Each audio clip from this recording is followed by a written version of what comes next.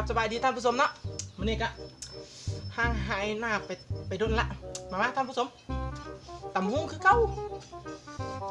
คิดเลยนะยากเข้าเลย เจ็บอัดเข้าเติมมีน้ำ ท่านผู้ชมบาด คือห้างอย่าง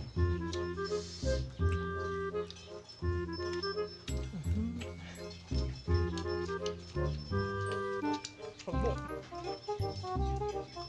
แซ่บ หลังนี่ตักเลยนะ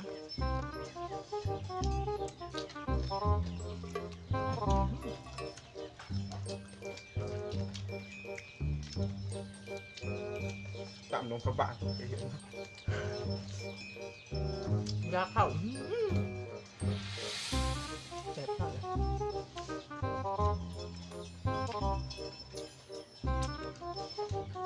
มาเด้อท่านผู้ชมเนาะมาแล้วแสบเลยฮะ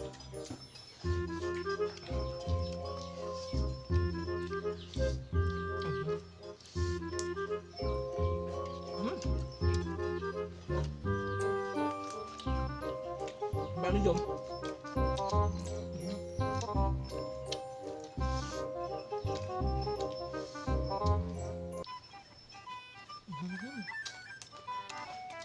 คิดถึงข้าวให้กันแจ็คลาว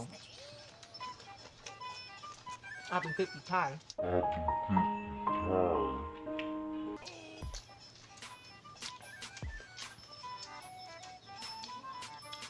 ทะเลาะความน้ำความทะเลกันท่านผู้ชมเอ้ย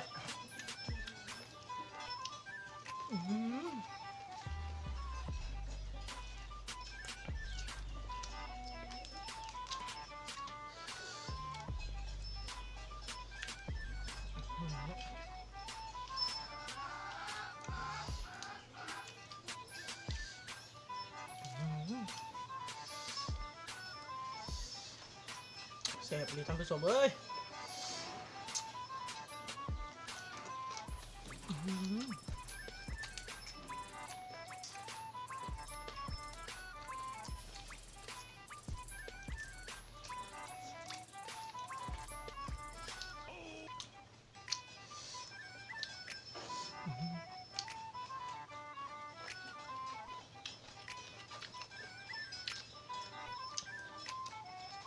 กินกับข้าวเหนียว จำนำป้อง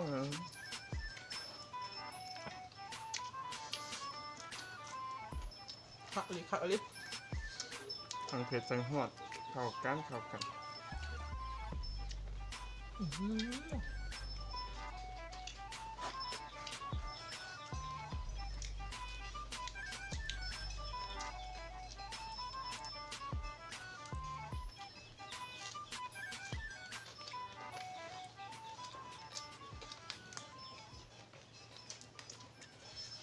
สุดยอด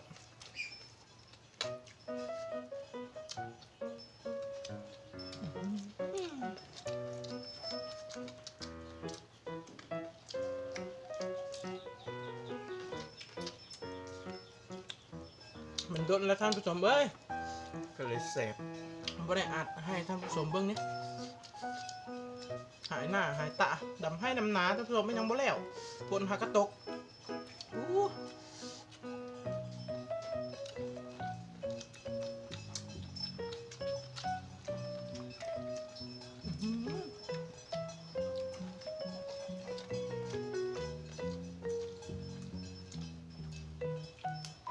มาฮัทจ้ะบ่งคือตอนไงเดี๋ยววะ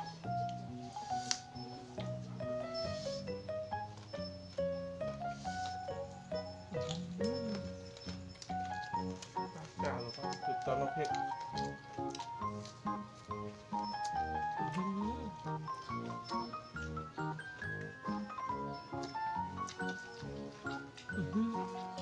ยอด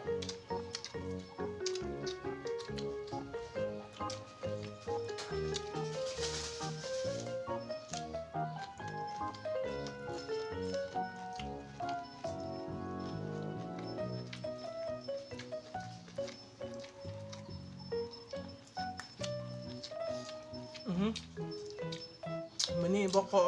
ลำทำเพลงหลายได้ทำถูกไหมย่างแหงเลยนี่นะ สูงเกินอันนี้กัน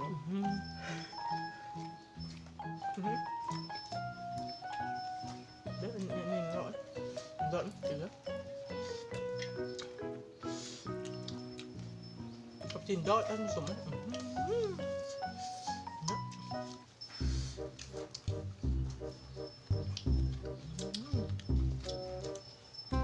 เข้ากันเข้ากัน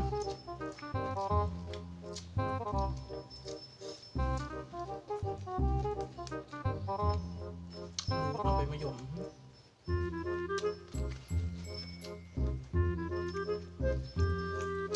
สลิดเด้อ ก็จะดีน่าขับปะมาจ้ะ แซ่บให้เสียบทั้งเผ็ดทั้งฮอด ส่วนต้อมสุดๆไปเลย กดต้ม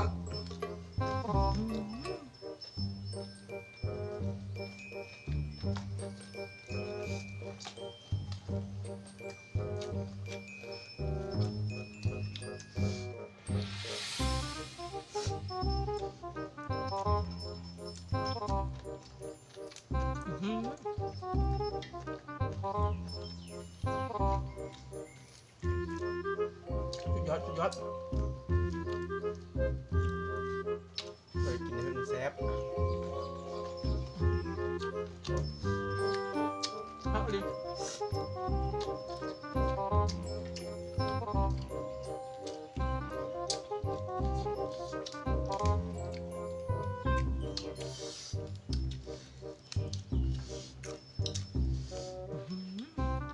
ท่านผู้ชม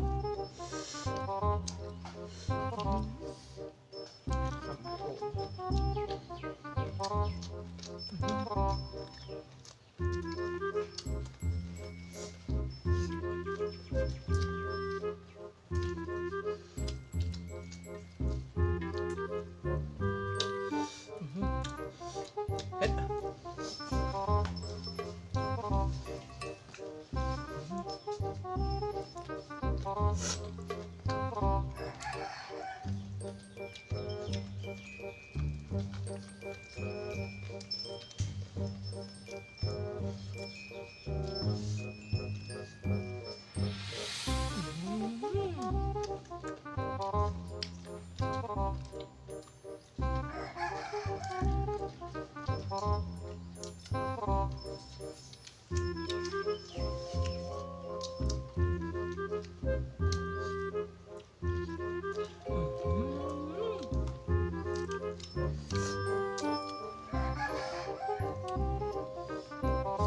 เก้า สุดยอด เพิ่มเต็มทุกเผ็ด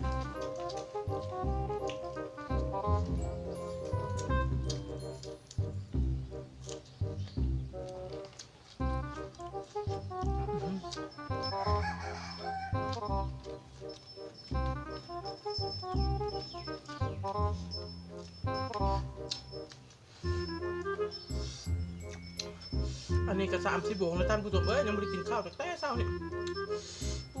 จงมาใส่ตำหุ้งนี่แหละท่านผู้ชม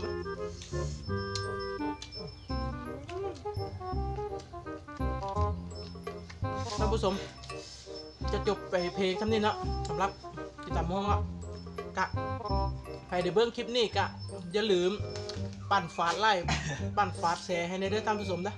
เพื่อเป็นกำลังใจให้เราเฮ็ดคลิปใหม่ๆกะห่างหายหน้าตาโดนอะไรยอมรับเฮ็ดให้หนาท่านผู้ชมไปบ่มีฮอดเวลาเลยก็อย่าลืมมากดติดตามกด Subscribe ให้หาในเด้อท่านผู้ชมนะก็สำหรับมื้อนี้ก็กราบลาท่านผู้ชมไปก่อนละไปละบ๊ายบาย